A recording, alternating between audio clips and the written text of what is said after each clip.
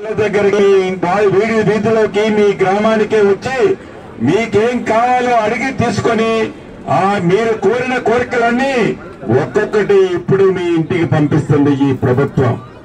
రాబోయే రోజుల్లో కూడా మీరు ఏదైతే ఆశించారో, ఏ కలలకని ఇందిరమ్మ రాజ్యాన్ని తెచ్చుకున్నారో, ఈ ప్రభుత్వం చిత్తశుద్ధితో మీ కలలను నెరవేర్చే దిశగా పయనిస్తుందని కూడా ఈ వేదిక మీద నుంచి మీకు తెలియజేస్తున్నాను. రెండవ విషయం, ధనిక తెలంగాణ రాష్ట్రమని మీరు నేనో చెప్పడం కాదు, ఆనాడు ప్రబుద్ధుడే చెప్పాడు ధనిక తెలంగాణ రాష్ట్రమని.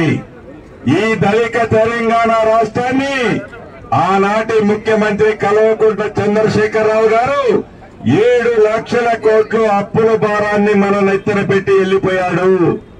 ఇందాక మా ఆడబిడ్డలు చెప్పినట్లు 1వ తారీఖు కాదు కదా, గత ప్రభుత్వంలో ఉద్యోగస్తులకి 15వ తారీఖు వరకు కూడా జీతాలు ఇవ్వలేని దుర్భిక్ష పరిస్థితిలో ఉన్న ప్రభుత్వాన్ని మీ ఇందిరమ్మ రాజ్యం వచ్చిన తర్వాత ఈనాడు 1వ తారీఖు నుంచి 3వ తారీఖు లోపే ప్రతి ఉద్యోగస్తుడికి జీతాలు ఇస్తున్న ప్రభుత్వం మీ ప్రభుత్వం, ఇందిరమ్మ ప్రభుత్వం.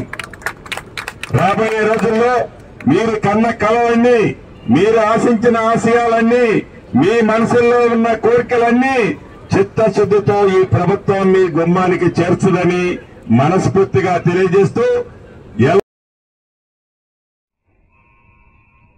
ఏ ఒక్క పేదవాడికి డబుల్ బెడ్రూమ్ అయితే ఇవ్వలేదు, కానీ తను నివసించడానికి 5 స్టార్ హోటల్ని మరిపించే విధంగా ఆనాటి ముఖ్యమంత్రి ప్రగతి భవన్ ని కట్టుకున్నాడన్న సంగతి కూడా మీకు తెలియంది కాదు. మంచి అద్భుతమైన సుమారు 250 ఎకరాలలో మంచి ఫామ్ హౌస్ ను కట్టుకున్నారన్న సంగతి కూడా మీకు తెలియంది కాదు. అంతేకాదు, పేదవాడి కష్టాన్ని పూర్తిగా విస్మరించి ఆనాడు ఉద్యమ కాలంలో ప్రతి ఇంటికి ఉద్యోగాన్ని ఇస్తానన్న పెద్ద మనిషి నిరుద్యోగులకి నిరాశే మిగిల్చిన ప్రబుద్ధుడు ఆనాటి ముఖ్యమంత్రి కల్వకుంట్ల చంద్రశేఖరరావు గారు. ఇందిరమ్మ రాజ్యం వచ్చిన మొదటి సంవత్సరంలోనే 2 లక్షల ఉద్యోగాలు ఇస్తామని మన ప్రభుత్వం చెప్పింది లగాయితూ 72 రోజులలో 31,000 ఉద్యోగాలు ఇచ్చిన ఘనత మీ ప్రభుత్వం, ఇందిరమ్మ ప్రభుత్వానికి. అంతేకాదు, టీఎస్పీఎస్సీ ద్వారా నిరుద్యోగ యువత వాళ్ళ తండ్రుల కష్టార్జితంగా సంపాదించిన సొమ్ము తల్లిదండ్రులు కనీసం సరిగా తినకుండా వాళ్ళ పిల్లలకి ఉద్యోగాలు ఇప్పించాలని కోచింగ్ సెంటర్లో చదివించి టీఎస్పీఎస్సీ ద్వారా ఎగ్జాములు వ్యాపిస్తే ఆనాటి ప్రభుత్వం ఆ పేపర్లన్నీ డబ్బు కోసం, వారి స్వార్థం కోసం, వారి తొత్తులకి ఉద్యోగాలు ఇప్పించడం కోసం ఆ పేపర్లు లీక్ చేస్తే, ఆ పరీక్షలన్నీ రద్దయితే ఆనాటి యువత రోడ్డున పడ్డ మాట నిజము కాదా అని ఈ వేదిక ద్వారా గత ప్రభుత్వాన్ని ప్రశ్నిస్తున్నాం.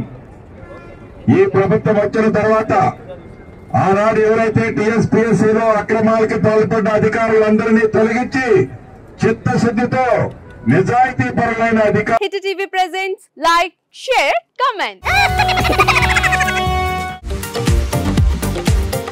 టీవీ వాళ్ళకు కూడా నేను ఒక సర్ప్రైజ్ ఇద్దాం అనుకుంటున్నాను. మీరు మాత్రమే జెస్సీ ఎందుకు అయ్యారు? ఇలాంటి అమ్మాయిలకి పిలవడానికి బాగుంటుంది. చందు సాయికి like you and have a, జనాలకి ఒక పేరు నచ్చిందంటే దీనికి ఒక ప్రాసెస్ ఉంటుంది. ఎందుకు ప్రాసెస్? డైరెక్ట్గా వెళ్ళిపోదాం. ఏదైనా ఒకటి మర్చిపోయినావా నువ్వు? ఏం మర్చిపోయావు?